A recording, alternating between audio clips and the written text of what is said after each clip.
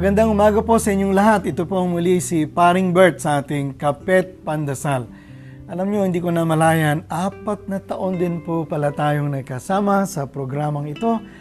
Gusto ko pong sabihin na ito po yung huli kong pagbati sa inyo ng Umagang Kay Ganda. Masaya po ako na nakapiling kayo at sana po kahit sa kaunting paraan ay nakapag-alay po ako ng mumunting bitamina sa pagsisimula ng inyong umaga.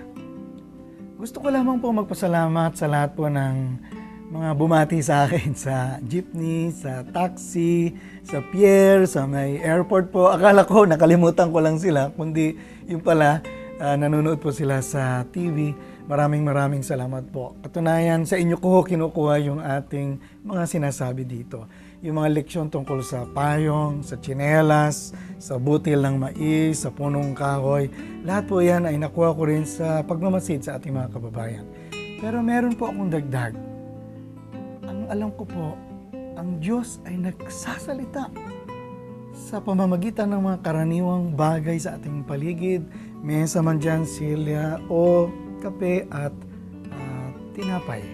Sana po matuto tayong bumasa sa banal na kasulatan na nakasulat sa mga karaniwang bagay at karaniwang karanasan sa ating pang-araw-araw na buhay.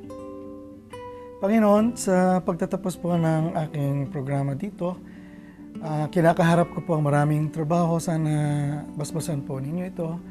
Yung pong mga trabaho para sa mga katutubo, sa paglaban sa katiwalian, sa lipunan, sa pagpapalaganap ng kapayapaan, at pagtatanggol sa mga nalalapastangan sa kanilang mga karapatang pantao. Sana po magkaroon ng higit na kapayapaan sa aming bansa at dumami pa po ang mga taong naglilingkod para sa kapwa.